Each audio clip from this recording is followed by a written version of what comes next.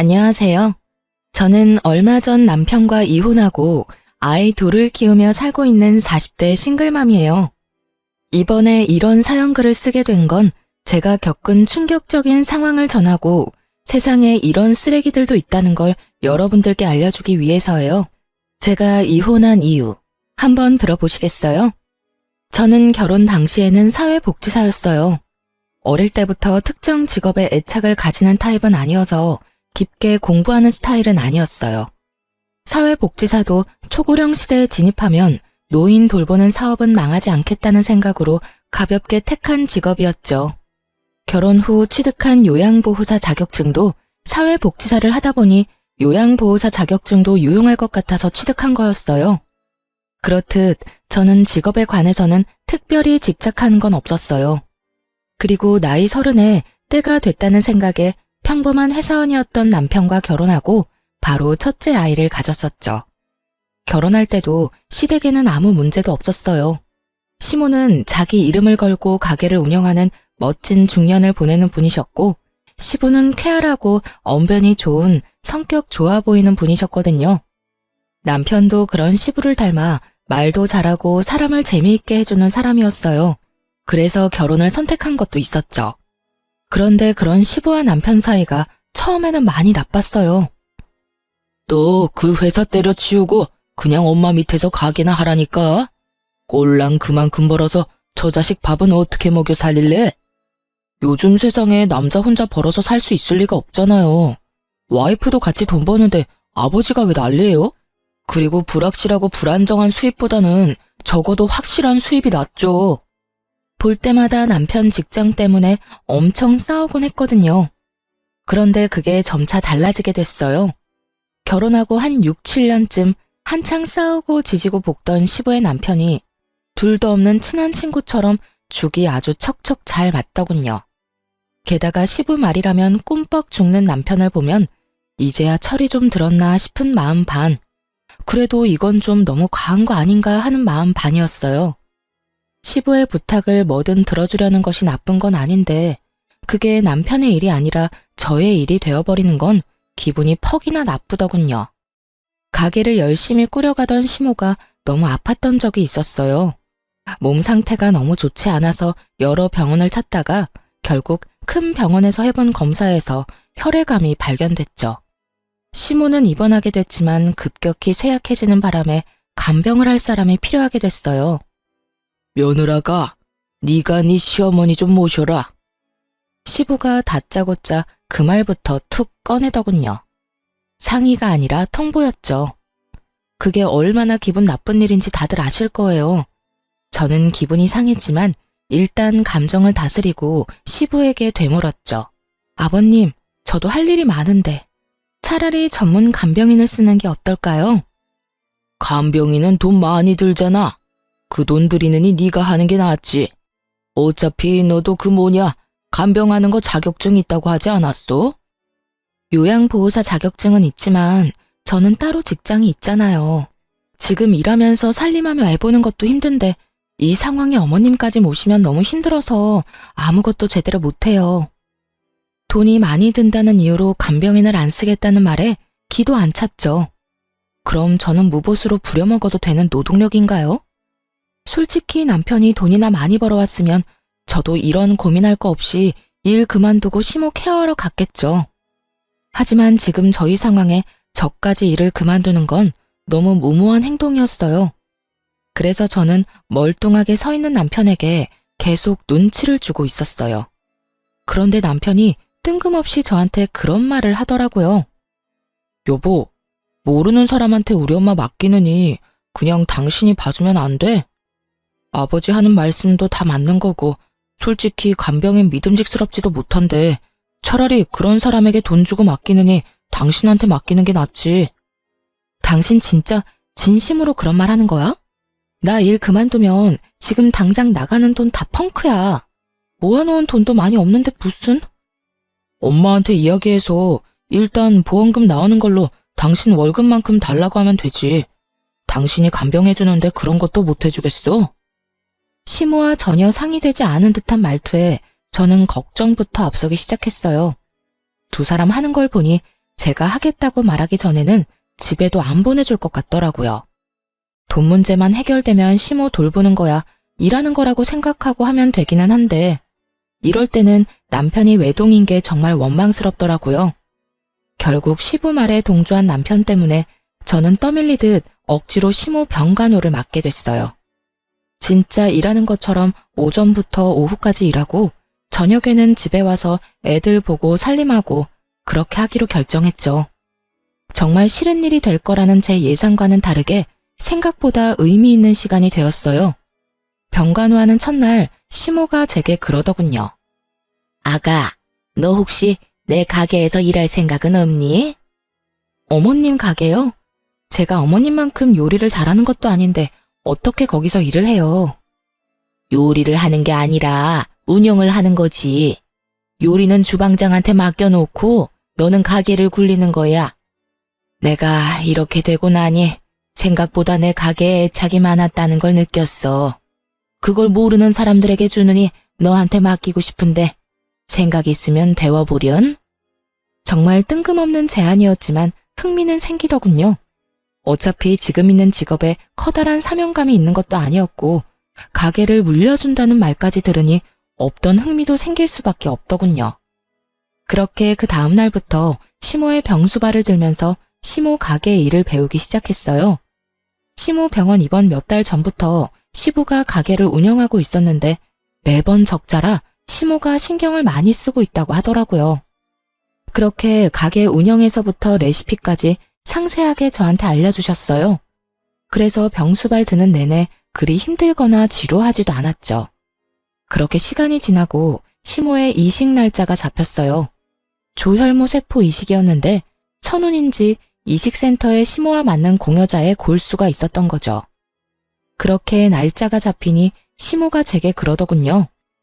수술하는 도중에 내가 어떻게 될지 모르니까 가게 명의부터 너한테 옮기는 작업부터 하자. 지금 어차피 점심시간 끝나면 크게 할 일 없으니까 우리 집 가서 화장대 제일 아래쪽 서랍 깊숙이 넣어둔 서류를 좀 들고 와줘. 제가 어머님네 안방에는 안 들어가 봐서 잘 모르는데 그러면 제가 들어가서 화상통화 연결할게요. 어디쯤 있는지 어머님이 좀 알려주세요. 그렇게 이야기를 하고 저는 시댁으로 갔죠. 시댁 안으로 들어가니 생각보다는 정리가 되어 있었어요. 시부 혼자 있으니 어지러워져 있을 거라 생각했는데 예상외로 깔끔해서 시부 성격이 깔끔한가 보다 했죠. 그렇게 안방에 들어가서 화상통화를 연결했죠. 시모가 알려준 대로 화장대를 열고 서류를 꺼내려고 보니 여러 서류가 있더라고요. 영상통화로는 질이 좋지 않아 제대로 찍히지 않아서 제가 전화를 끊고 서류를 전부 화장대에 올려놓은 채 하나씩 찍어 시모에게 보냈어요. 그런데 시모가 다시 전화가 왔더라고요. 예, 잠깐만 그 화장대 위에 있는 화장품 사진 좀 찍어서 보내줄래? 네, 잠시만요. 저는 화장대에 있는 색조 화장품과 기초 화장품을 모두 찍어 시모에게 전송했어요. 시모가 그걸 본 것인지 저한테 그러더군요. 그거 내가 쓰는 립스틱이 아닌데? 혹시 네 거니? 순간 가슴이 철렁 내려앉았어요. 시모가 모르는 립스틱이 화장대에 있다는 사실이 무엇을 말하는 건지 바로 감이 왔거든요. 제 거 아니에요. 어머님 거 정말 아니에요? 물어보기도 죄송스러웠어요. 아픈 와중에 시부의 외도와 관련된 물건을 목격하게 될 줄은 꿈에도 상상 못 하셨을 테니까요. 시모가 잠시 아무 말 없더니 저한테 한 가지 부탁을 하더군요. 얘야, 내가 이런 부탁까지 해서 정말 미안하구나. 혹시 너희 시아버지 외도 증거 좀 가져올 수 있겠어? 립스틱이라도 가져오면. 어머님, 외도 증거가 필요하시면 제가 안방에 녹음기 설치할게요. 어떤 쥐새끼 같은 여자가 여기 왔다 갔다 하는 모양이니 몰래 숨겨놓고 나중에 찾으러 오면 둘이서 무슨 이야기 했는지 알 수 있겠죠. 제 말에 시모가 그렇게 해달라고 말하고는 전화를 끊었어요. 저는 그 길로 소형 녹음기를 샀어요. 연필형으로 된 걸로 용량도 짱짱하고 오랫동안 녹음이 가능한 걸로 가져와 시부가 일하러 간 틈에 안방 침대 머리 쪽 살짝 아래에 절대 보이지 않도록 조심히 붙여놨어요. 그리고 녹음을 눌러놓고 병원으로 돌아왔죠. 병원으로 오니 시모 표정이 좋지 않았어요. 화가 안 나면 이상한 거죠. 그렇게 하루가 지나고 나서 드디어 그들이 대화를 나눈 것이 녹음이 됐어요. 그 녹음 내용을 듣고 저는 차마 시모에게 들려주기가 너무 힘들었어요. 두 사람의 대화 내용은 정말 충격적이었거든요. 자기, 오늘 병원 안 가봐도 돼? 와이프 수술 날짜 잡혔다며. 근데 안 가봐도 돼. 수술 날짜 전날 가면 되지. 내가 가게 일 때문에 바쁘다고 하면 지가 뭐라고 할 거야? 그리고 그것 때문에 며느리 거기다 붙여놨잖아. 그러니까 괜찮아. 당신이랑 같이 있는 시간이 더 소중하지. 정말 내가 더 소중한 거 맞아? 그런데 왜 그 여자랑 이혼을 안 해? 얼른 이혼하고 한몫 떼어준다며. 내가 가만히 생각해보니까 이혼하는 것보다는 와이프 죽는 거 기다리는 게 더 낫겠더라고. 그 여자 골골대는 거 보니 심상치 않아. 진짜 곧 죽는데도 믿을 수 있을 만큼 몸이 약해졌다니까. 그 여자 죽으면 그 유산이 다 어디로 가겠어? 바로 나랑 내 아들한테 오는 거지. 그걸로 떵떵거리며 살고 너도 내 여자로 남들한테 소개도 할 수 있고 일석이조잖아. 이걸 시모에게 들려줘도 되나 싶은 생각이 들었죠. 그렇지만 숨긴다 한들 이미 시모가 없는 집에 다른 여자의 립스틱이 놓인 걸 봐버렸으니 혹여나 그걸로 스트레스 받느니 받아들이고 정리할 시간을 주는 게 낫다고 생각했어요. 제가 그 녹음기를 시모에게 들려주자 시모 얼굴이 급속도로 일그러지더군요. 화가 안 나면 이상한 거죠. 이 정신 나간 것들이 아픈 환자를 두고 고사를 지내? 죽으라고? 어림도 없지. 내가 혼자 죽을 것 같아. 두 연놈들 바지가랑이라도 붙잡아서 똑같이 죽고 싶도록 만들어줄 거야. 시모가 그렇게 말하고 처음으로 한 일은 뜬금없는 가게 명의 이전이었어요. 시모 명의의 가게는 이제 제 것이 된 거죠. 가게는 2층짜리 건물의 1층에 있었는데 2층에는 시부모가 살고 있었어요. 그 건물은 시모 소유의 건물이었고요. 시모는 무남동녀 외동딸이었는데 외조부님이 열심히 평생 모은 재산을 외동딸에게 다 물려주고 떠나셨다고 해요. 그걸 시모가 두 손에 꽉 쥐고 있었고요. 그리고 그 사실을 알고 있는 시부는 이참에 시모가 죽기를 노리고 있던 거고요. 시모가 제게 가게 명의를 이전해준 날 저녁에 저는 집에 와서 애들을 보고 있었어요. 그런데 저녁 늦게 시부가 저희 집을 찾아왔더군요. 야, 네가 녹음기 설치했지? 우리 집에 들어갈 사람이 너 말고 없잖아. 저는 침착하게 시부 말에 대응했어요. 녹음기 설치는 어머님이 하라고 해서 한 거예요. 제가 설마 어머님 말씀을 거부하리라고 생각하시는 건 아니죠? 아니, 그런 일이 있으면 나한테 연락부터 해야 하는 거 아니야? 인간적으로 어떻게 말도 없이 녹음을 할 수가 있냐고. 그리고 그걸 왜 와이프한테 갖다 준 거야? 이거 다 사생활 침해인 거 몰라? 집주인의 허락받고 들어간 건 사생활 침해 아니고요. 어머님이 화장대에 놓인 상간녀 립스틱 보고 외도 정황 발견하신 거고요. 그걸 저한테 증거 찾아오라고 하셨거든요. 전 어머님 부탁 들어준 죄밖에 없는걸요. 그리고 애초에 어머님한테 들킨다는 생각은 전혀 해본 적 없으세요? 아버님이 저한테 와서 이렇게 화내실 건 아니죠. 그거야말로 누워서 자기 얼굴에 침 뱉는 거랑 다른 게 없는데 외도를 하신 것도 잘못을 하신 것도 전부 아버님이고 저는 어머님 말씀 다 들어드린 죄밖에 없으니 저한테 뭐라 하지 마시고 어머님한테 직접 이야기하세요. 또 가게 하나 받았다고 지금 기세등등한가 본데 그게 언제까지 갈 줄 알고 나한테 뻣뻣하게 굴어? 내가 시어머니 잘 돌보랬지 언제 스파이짓 하라고 했냐? 어? 가만 보니 스파이짓 해주고 가게 받았구만. 맞지? 어머님이 그 립스틱 발견하기 전에 시댁에 가서 가져오라는 게 등기부등본이었거든요. 그것 때문에 집에 들어갔다가 립스틱 발견한 거고요. 그리고 애초에 어머님 수발 들도록 시킨 것도 아버님이시잖아요. 그리고 가게 때문에 기세등등한 것도 아니고요. 아버님이 잘못했는데 여기 와서 화풀이 하시니 제가 드리는 말씀이잖아요. 제발 애먼데 성질 부리지 마세요. 시부가 씩씩대며 뭐라 하고 싶은 모양이었지만 그걸로 화내봤자 자기만 나쁜 놈인 거잖아요. 그러니까 왜 외도를 해서 이런 일을 만드냐고요. 결국 한마디도 지지 않는 저를 보며 진절머리가 난다는 듯 고개를 절레절레 흔들고는 나가면서 그러더군요. 너 언제까지 그렇게 기세등등한지 내가 지켜본다. 내가 말하는데 너 조만간 그 얼굴 다 벗겨질 거야. 네 주위에 무슨 일이 벌어지고 있는지도 모르는가 본데 너야말로 큰 코 다칠 거라고. 그때가 돼서도 그렇게 당당할 수 있는지 보자. 씩씩대며 그 말을 던져놓고 나가더군요. 그게 무슨 의미인지도 몰랐지만 일단 시부가 떠났다는 것만으로도 안도했어요. 그런데 그날 저녁 남편이 야근 때문에 뒤늦게 들어와서는 다짜고짜 저한테 화를 내더군요. 당신 왜 엄마랑 아빠 사이에 껴서 이런 일을 벌여? 지금 당신이 나한테 화를 낼 상황이야? 나를 위로해줘야지. 무슨 일인지 나한테 물어보고 내가 얼마나 놀랐는지 자기는 알고 지금 나한테 화내는 거야? 대충 아버지한테 들었어. 그러게 왜 중간에서 그런 일을 했냐고. 난 어머님이 시키는 대로 했을 뿐이야. 어머님이 이미 외도 정황 발견했고 그걸 확인하고 싶어 하는데 그러면 어떡해? 당신 같으면 어머님 앞에서 그냥 덮어놓고 사시죠 하고 말할 수 있겠어? 남이면 그럴 수 있지. 그런데 며느리 자식이 그런 말하면 어머님 심정이 어떻겠냐고. 몸 성한 사람도 분노를 주체하지 못할 일을 아픈 분이 겪고 있잖아. 그럼 내가 시키는 대로라도 해야 할 거 아니야. 그러면 최소한 아버지한테 물어는 봤어야지.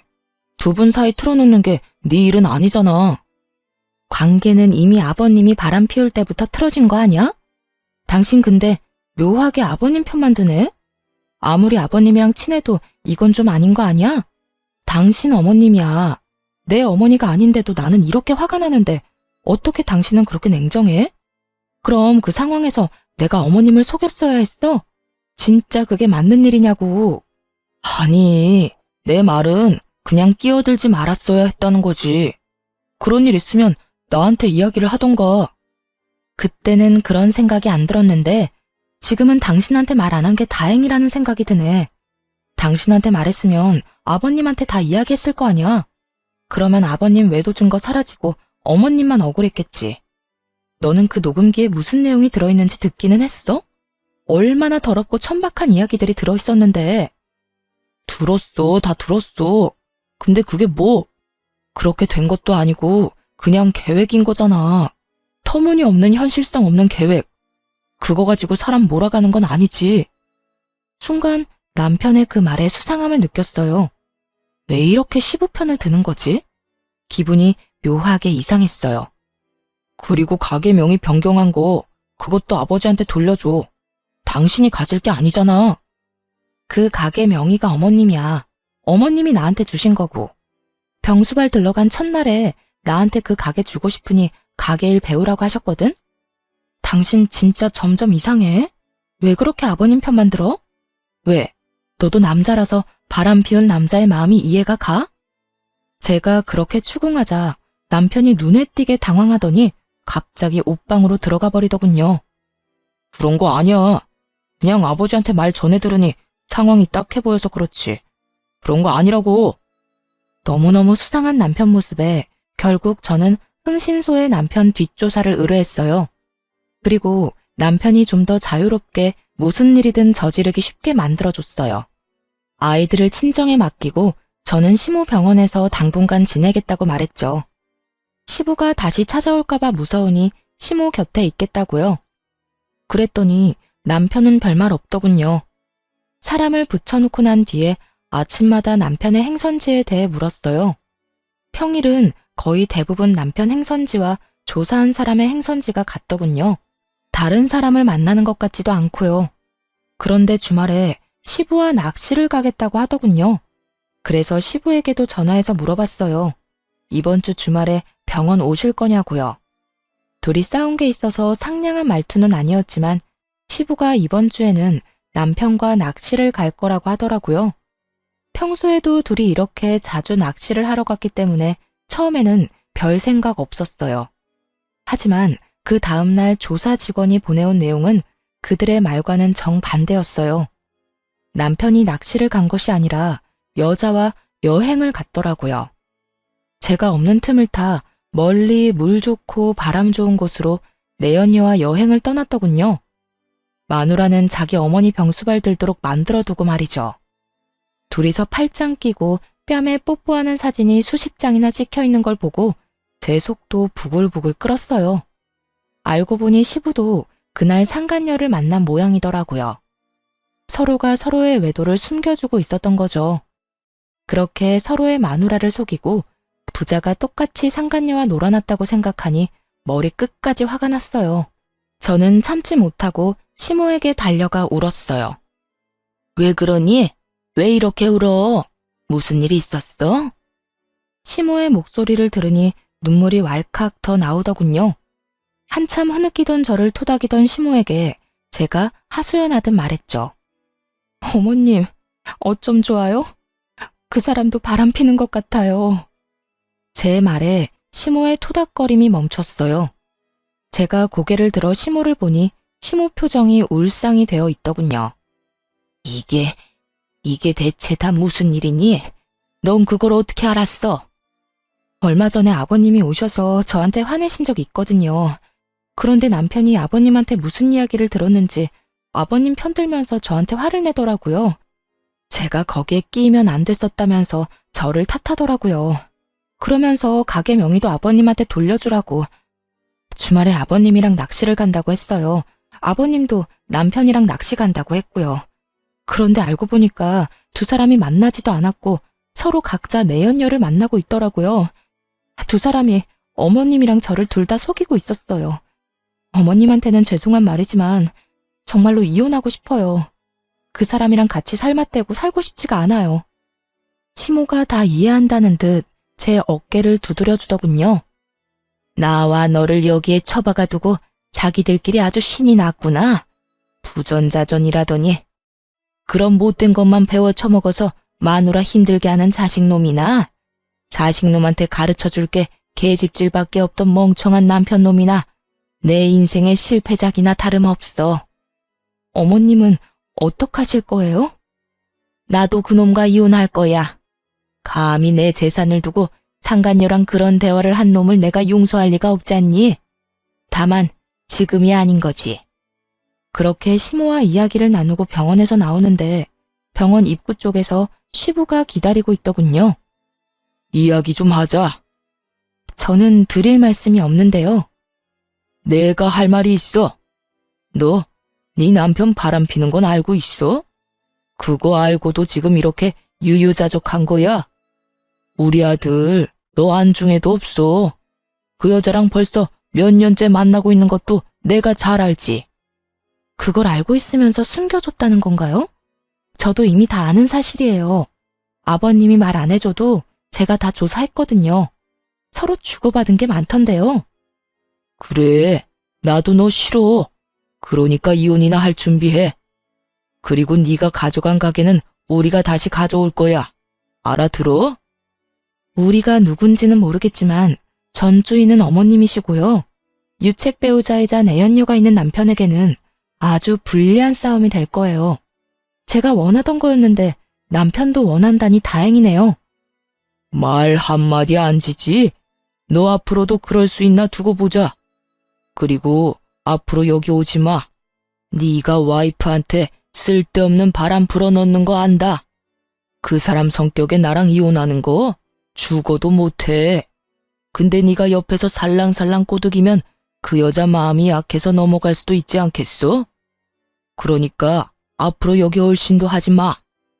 마음대로 생각하시고 마음대로 행동하세요. 저도 마음대로 할 거니까요. 아버님은 보호자이기도 한데 방관자이기도 했잖아요. 그리고 아직까지 저는 이혼을 안 했으니 가족은 맞고요. 어머님이 원하시면 계속 올 수밖에 없어요. 넌 뭐가 그렇게 떳떳해? 너 지금 가게 하나 가졌다고 지금 이렇게 나오는 거야? 나 이래봬도 아직은 네 시아버지야. 그러니까 저도 존중해드리려고 존댓말 쓰고 있잖아요. 왜요?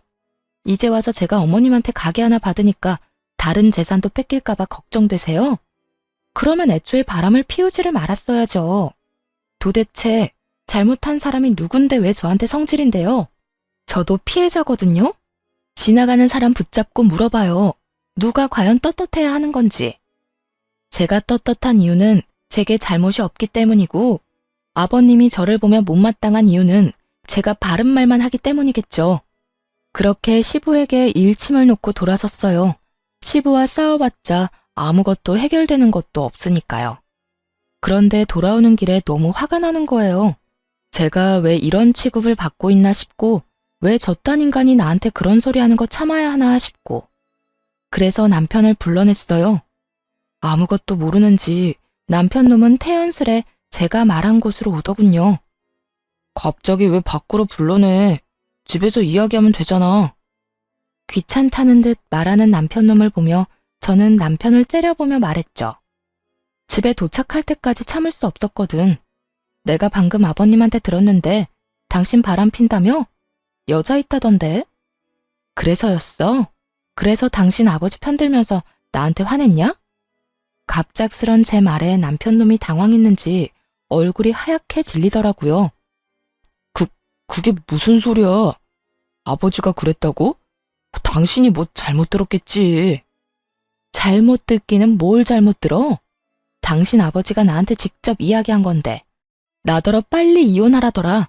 그것도 네 생각이야? 잠깐만 기다려봐. 남편은 급하게 전화를 걸더라고요. 시부에게 전화를 하는 거였어요. 아버지, 저 지금 와이프한테 이야기 들었는데 그 이야기 뭐예요? 왜 그런 이야기를 와이프한테 하셨어요? 내가 못할 말했어? 어차피 이혼할 거잖아. 너 그 여자 좋다며. 그럼 깨끗하게 이혼하면 되지. 지금 그 말이 아니잖아요. 그거 말 안 하기로 해서 저도 아버지 변호해드린 건데 이렇게 제 뒤통수를 치는 거예요? 뒤통수? 네 마누라가 내 뒤통수 친 건 생각 안 해? 근데 어떡하냐? 내가 말하기도 전에 미리 알았다는데. 그럼 내 탓은 아니지. 네가 치밀하지 못했던 거지. 시부 말에 남편이 화나서 쏘아붙이는데 저는 그런 남편 전화를 뺏어서 끊어버렸어요. 이게 무슨 짓이야? 당신 왜 엄한 데다 전화해서 화내고 있어? 지금 당신은 당신 아버지한테 화낼 게 아니라 나한테 변명이라도 해야지. 나 다 아는 거 맞아. 너랑 너희 아버지 그렇게 친한 척 들러붙은 거 일부러 나랑 어머님한테 알리바이 만들려고 그런 거잖아. 내 연녀 편하게 만나려고. 제 말에 남편 얼굴이 새파랗게 질려서 제게 변명을 하더군요. 여보, 이거 다 아버지 때문이야. 아버지가 엄마 재산 자기한테 안 올 것 같으니까 나까지 끌고 가려는 거라고. 나 진짜 그 여자 몇 번 안 만났어. 거짓말하네. 내가 모를 줄 알아? 어머님 돌아가시고 그 재산 당신이랑 당신 아버지가 다 가지려고 했다며. 둘이서 그렇게 가지고 나면 나하고 이혼 먼저 하지 않았겠어? 내 연녀가 있는데. 귀찮게 돌봐야 할 시모도 없으니 시모 돌봐줄 여자도 필요 없을 거고. 안 그래? 그런 거 아니야. 당신이 오해하는 거야. 오해 같은 소리하고 자빠졌네. 바람은 네가 폈는데 왜 당신 아버지를 걸고 넘어지냐고. 넌 네가 바람 핀 거에 대해서는 할 말 없어? 그래, 바람을 그냥 폈을 리가 없지. 이혼 생각하고서 피는 게 바람이겠지. 좋아, 당신 원하는 대로 이혼하자. 나도 더 이상 더러워서 못 해먹겠어. 정말 말 그대로 네가 더러우니까. 야, 무슨 말을 그렇게 해? 그리고 난 너랑 이혼할 생각 없어. 우리가 왜 헤어져? 당신이 우리 엄마 가게 가져갔잖아. 엄마 재산 받아놓고 지금 먹튀하려는 거야? 그거 알아? 네가 조강지 쳐두고 바람 피운 천하의 나쁜 놈이라는 걸 당신 어머니도 아셔. 내가 다 말했거든. 어머님이 바로 얼마 전에 나랑 비슷한 일을 당해서 그런지 모르겠지만 내가 하려는 일 다 이해해 주신다네? 그러면 내가 꺼리 낄 게 뭐가 있어. 그리고 어머님이랑 나 가족관계 종료하고 고용관계 하기로 했어. 어머님이 고용하는 요양보호사로. 어머님이 월급 줄 테니 이혼하면 해달라고 하시더라. 그게 무슨 소리야? 나랑 이혼하면 너는 우리 집 일에 끼면 안 되지. 그럼 네가 어머님 설득해봐. 근데 어쩌냐? 어머님 화 많이 나셨던데. 부전자전이라는 말 쓰시면서 화가 나서 악에 받쳐서 이야기하시던데 너 그거 감당은 할 수 있겠어? 그제서야 남편 얼굴에 당황한 표정이 떠올랐어요. 생각보다 저와 시모 관계가 견고해서 놀란 것 같더라고요. 그렇지만 그게 다 자기가 뿌린 씨앗인 걸 왜 모르는 걸까요? 내가 아들인데, 내가 아들이니까 내 말을 더 들어주시겠지. 마음대로 생각해. 근데 난 말이야. 내가 그렇게 죽을 병 걸려서 아픈데 병원에 한 번 찾아와 보지도 않고 며느리만 덜렁 보내놓고 지는 다른 여자 만나느라 바빴다면, 그것도 나를 배신한 남편과 한통속이었다면 그것만으로 용서 못할 것 같은데? 아무리 자식이라도 말이야. 이건 거의 엄마 등에 칼 꽂는 수준 아니야? 아버지 불륜 말려도 모자랄 시간에 그런 아버지랑 똑같이 불륜 저지른 자식이 곱게 보일 리가 있겠나 모르겠네. 그제야 자기 처지를 생각해낸 남편놈 눈알이 불안하게 떨리더군요. 그리고 그 다음 날부터 웃기지도 않는 연극 한 편이 시모의 병실에서 펼쳐졌죠. 남편이 시모를 찾아와 용서를 구하며 병간호를 하며 착한 아들 노릇을 하더군요. 근데 그거 아시나요? 간병도 해본 사람이 잘해요. 모르면 매번 환자에게 물어봐야 하고 의료진에게 계속 물어봐야 하거든요. 그런데 아무것도 모르는 놈이 간병하겠다고 설치니 환자인 시모가 더 속 시끄러울 수밖에 없었죠. 게다가 아들을 향한 그 냉정한 표정은 저도 상상 못할 만큼 차가웠거든요. 여태 안 찾아오다가 무슨 바람이 불어서 여기까지 와서 안 하던 짓을 해? 난 너한테 간병받기 싫다. 어머니, 지금까지 찾아와 보지 못해 죄송해요. 그래도 제가 안 오고 싶어서 안 온 게 아니라 일이 좀 바빴거든요. 그래서 계속 못 온 거예요. 그래? 난 또 네가 네 아버지랑 쌍으로 바람이 나서 상간녀들 만나느라 안 오는 줄 알았지. 시모 말 한마디 한마디에 비수가 섞여 있으니 남편 놈도 말을 조심스럽게 하더라고요. 어머니, 그런 거 아니에요. 그 여자는 진짜 별거 아닌 사이고 진짜 잠깐의 일탈이었어요. 아버지랑 저는 달라요, 어머니. 다르기는 뭐가 달라? 네가 네 아버지 바람피는 걸 묵인하고 허용한 것도 모자라서 똑같은 짓을 저지르고 있었으면서. 네가 양심이 있으면 여기 와서 그딴 말은 하지 말았어야지. 나보다 네 마누라한테 먼저 용서를 구했어야지. 네가 왜 나한테 잘해줘? 이제 와서 왜? 너도 나한테 바라는 거 있어? 그런 거 없어요. 어머니, 제발 제 진심을 오해하지 마세요. 오해는 무슨 얼어 죽을 오해? 그게 진심이라고? 그딴 게 진심이면 세상의 진심은 다 죽었겠구나. 내가 네 아버지 때문에 얼마나 힘든지 알면서도 끝까지 나한테 먼저 이야기 안 했어. 그게 괘씸한 거야, 이 망할 놈아. 결국은 시모가 화를 내며 남편 놈을 쫓아내버렸어요. 그러자 그 뒤로 시부와 남편 놈이 번갈아가며 시모 병실을 찾아와 시모에게 용서를 빌었어요. 여보, 미안해. 내가 진짜 그때는 귀신에 씌였나 봐. 제정신이 아니었다고. 그 여자 정리할 테니까 그러니까 이혼만은 제발, 응? 그리고 이 나이에 무슨 이혼이야. 그냥 살아. 내가 평생 당신한테 속죄하면서 살게. 어머니, 저는 진짜 아버지 꿰매 빠진 것 뿐이라고요. 어머니를 괴롭히렸던 것도 아니었고 그냥 그런 상황이 돼서 어쩔 수 없이 그런 건데 아버지만큼 제가 잘못한 건 아니잖아요. 그런 개소리들을 들으며 시모는 눈 하나 깜짝 안 하더군요. 저도 간병하면서 병실 안에 있었으니 다 들렸거든요. 그리고 저는 시모 덕분에 이혼 절차를 밟을 수 있었어요.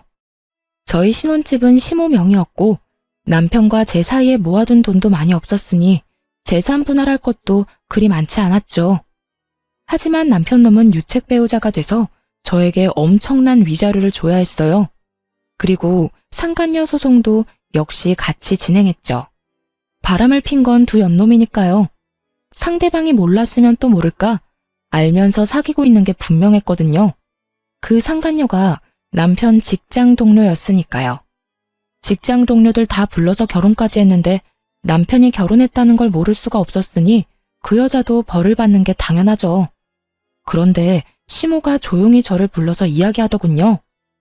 너 이혼할 때 애들 양육권이랑 친권은 무조건 가져와.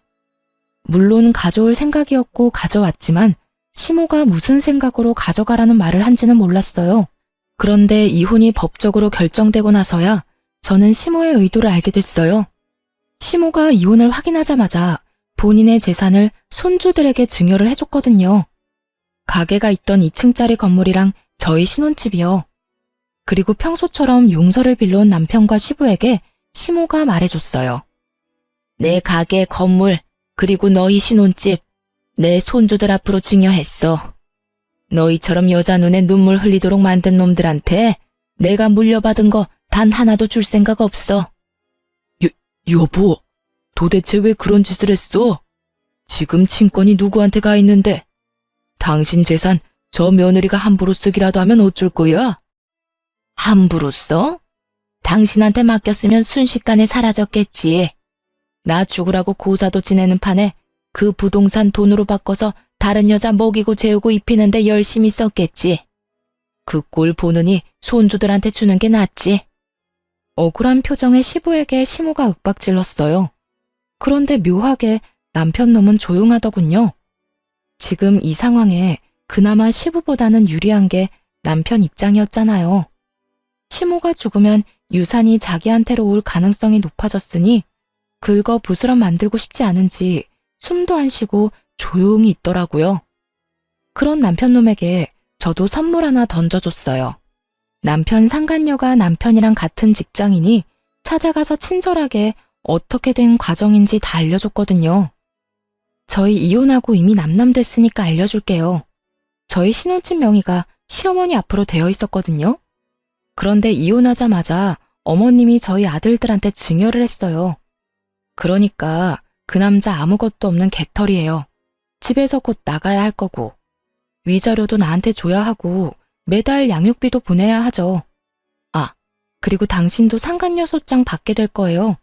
그러면 나는 그 위자료도 받게 되겠지만 당신은 당신 스스로 돈을 내야 할 거예요. 그 남자 정말 아무것도 없으니까. 그래도 사랑만 있으면 되죠? 잘 만나요. 양육비는 꼬박꼬박 보내고요. 열심히 일해서 제 자식 크는데 돈 붙여줘야 하니까 몸 건강하고요. 거짓말이지? 그 사람 진짜 빈털털이라고? 그럼 난 어떡해. 위자료 대신 내준다고 자기만 믿으라더니 나쁜 놈이? 제 말에 한껏 열받았는지 그 길로 씩씩대며 전화를 걸어대더군요. 그런 상간녀를 두고 돌아왔어요. 결국 그 뒤에 들려온 소식은 두 사람의 이별 소식이었죠. 저는 정말 깔끔하게 이혼에 성공했어요. 이제 남은 건 시모였죠. 시모는 제가 이혼하고 손주들에게 부동산을 증여해주면서 모든 재산을 정리해두고 이혼 소송을 진행했어요. 시부가 죽자 살자 매달렸지만 시모가 들은 채도 하지 않았어요. 그 여자와 만난 것이 하루 이틀 일도 아니었고 거의 5년 가까이 만나며 시모를 기만했으니까요. 게다가 아픈 사람을 두고 바람을 피우면서 심지어 재산을 다 가질 거라는 이야기를 했으니 그에 관한 시모의 분노가 얼마나 컸는지는 상상하지 않아도 알만했어요. 결국 두 사람도 이혼을 했지만 역시나 시부가 유책 배우자가 됐고 나눠야 할 재산 분할은 시모의 증여로 인해 할 것도 거의 없었죠. 시모 명의로 된 것은 현금 자산뿐이었는데 그마저도 병원비와 보험금으로 받은 거라서 건드리지도 못하게 됐거든요. 결국 부자가 똑같이 계집질하다가 이혼당하고 빈털터리로 나앉게 생긴 거죠. 게다가 상간녀까지 떠나가니 지푸라기라도 잡는 심정으로 시어머니 병실만 뺀질나게 드나들더라고요.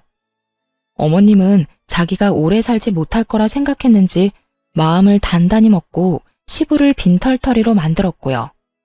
그런데 정말 웃긴 건 제 전남편 놈이었어요. 그 자식이 시부가 나가 떨어진 걸 보고 시모에게 찾아와 뭐라고 했는 줄 아세요? 어머니, 이제 하나뿐인 자식인 제가 어머니 잘 모실게요. 이러는 거예요. 그러면서 세상 효자인 척 다 하더군요. 시모가 그런 아들 바라보며 물었죠. 아, 그래? 그럼 잘 모셔라. 내가 해달라는 대로 다 하고 그 정도는 할 수 있지? 네, 당연하죠. 어머니, 저만 믿으세요. 그 꿍꿍이 속을 왜 모를까요? 필시 속으로는 시부가 이혼했으니 만약 이 상태로 시모가 죽으면 자기한테 시모 유산이 다 상속될 거라고 정신 나간 상상하고 있었을 거예요. 그렇지만 그 뒤에 들려온 시모 말에 전 남편 표정이 울상이 됐죠. 그래, 그러니까 내가 미리 알려줄게. 나는 내 재산 다 쓰고 갈 거야. 그리고 다 못 쓴 거 있지? 그건 사회에 기증할 거라고 유언장까지 적어놨어. 내 재산에 관심 있는 사람들이 많고 뒤통수까지 쳐가면서 가져가려는 사람들이 있으니 그런 인간들 배불리지 않으려면 내가 다 걷어가는 게 맞지 않겠니? 어머니, 그런 게 어디 있어요. 제가 자식인데 당연히 저한테 물려주셔야죠. 왜 당연히야? 너 내 재산 불리는데 도움 준 적이 있어? 네 아버지랑 마찬가지로 나 뒤통수 치기나 바빴지. 인간아, 좀 착실하게 살지 그랬어. 왜 죽어가는 엄마를 두 번 찔러 왜? 내가 널 용서해서 여기 놔두는 것 같아? 천만에. 네 아버지랑은 다르게 법적으로 헤어질 방법이 없으니 그냥 두는 거다. 엄마 재산으로 한몫 챙길 생각뿐이었던 인간 주제에 여기가 어디라고 기어들어와서 가짜 효자질이야? 네 놈이 네 아버지랑 똑같이 개집질하는 동안 여기 네 전처가 나 다 케어해줬어. 곧 죽을지도 모를 엄마 맡겨놨으면 네가 더 잘했어야 할 거 아니야. 왜? 돈만 많고 쓸모없는 엄마 여기 가둬놓고 마누라까지 같이 처박아 놓으니까 잘 만났어? 그렇게 자유롭게 여자 만나니까 좋았어? 넌 네 와이프한테도 잘못했지만 나한테도 잘못한 거야. 내가 미안해서 며느리 앞에 얼굴을 못 든다고. 결국 시모에게 호통을 듣고 혼이 나가버린 전 남편은 병간호를 마치고 돌아가는 절 붙잡고 감히 애들 이야기를 꺼내더군요. 애들 잠깐 보게 해줘. 잠깐이면 돼. 이제 이혼하면 자주 못 만날 텐데 지금이라도, 어? 애들한테 무슨 헛소리 하려고. 나한테 해. 애들 앞에서 할 말 나한테 못할 게 뭐가 있는데? 그런 거 아니니까 잠시만 보게 해줘. 나도 아빠인데 애들 볼 수 있잖아. 갑자기 애들 보고 싶다고 하는 남편을 보며 뭔가 묘하게 이상한 기분이 들었는데 뭐 어쩔 수 없었죠. 애들 아빠니까요. 그렇게 애들을 만나게 해줬는데 애들이랑 셋이서 이야기를 얼마간 하더니 곧 풀이 죽은 얼굴로 밖으로 나오더군요. 전 남편 돌아가고 애들한테 물었어요. 그랬더니 첫째가 말해줬어요.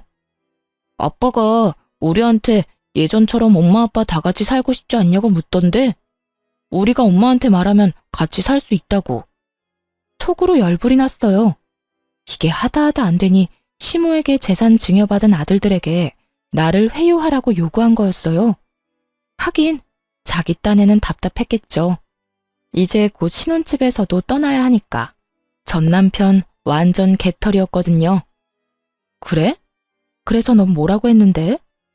아빠는 엄마 안 좋아하는데 어떻게 같이 사냐고 물었어. 그랬더니 아빠가 엄마 좋아한다고 하길래 그러면 왜 엄마 놔두고 다른 아줌마랑 여행 갔냐고 물었지. 아들 이야기 듣는데 가슴이 미어지더라고요. 어른들의 이기심과 부정함을 이렇게 빨리 알게 된 것에 너무 미안한 마음뿐이었어요. 그랬더니 아빠가 다 실수라고 하면서 우리들 사랑한다고 이야기하더라고. 근데 아빠 우리 사랑한 적 없잖아. 같이 놀아준 적도 없고. 그런데 사랑한다는 말을 어떻게 믿냐고. 그건 그냥 그 아줌마한테 하고 싶은 말 아니냐고 했어. 그런데 아빠가 계속 아니라고 하길래 그냥 바람피는 사람 내 아빠 하면 부끄러울 것 같고 싫을 것 같다고 이야기했어. 전 남편 놈이 상처 입은 꼴로 돌아간 이유가 있긴 하더군요. 애가 이렇게까지 말하는데 아이와의 관계를 회복하는 건 어려운 일일 테니까요. 그 이야기 들으니 속이 시원하기도 하면서 한편으로는 애한테 미안한 마음이 들었어요. 그래도 이미 이혼했고 애한테 내가 더 많은 사랑을 주면 된다는 마음으로 여전히 일하며 애들 키우고 있어요. 전 남편은 집이며 재산이며 여자며 다 잃었고 결국에 시모에게까지 버림받아 월세방 살며 겨우겨우 산다고 하더군요. 번 돈으로 상간녀하고 놀러 다니며 펑펑 쓰느라 여태껏 모아놓은 돈도 없었으니 그야말로 자신이 뿌린 대로 거두고 있는 중인 거죠. 시모는 시부와 이혼 소송 중 이식 수술 받고 지금은 고향에 내려가셨어요. 고향에 있으면서 요양하겠다고 하셨죠. 가끔 애들 데리고 찾아뵈는데 갈수록 건강해지시는 거 보니 스트레스 덜 받아 그런 모양인 것 같더라고요. 아픈 부위가 있다고 그걸 참고 살면 언젠가는 온몸에 그 독이 퍼져 고생만 할 뿐이란 걸 이번에 제대로 알게 됐어요. 썩은 곳은 빨리 도려내야 한다는 걸요. 지금 당장 좀 많이 아플지라도 언젠가 그 상처에는 새살이 돋을 거니까요. 쓰다 보니 글이 길어졌네요. 오늘도 모두 즐거운 하루 되시길 바랍니다.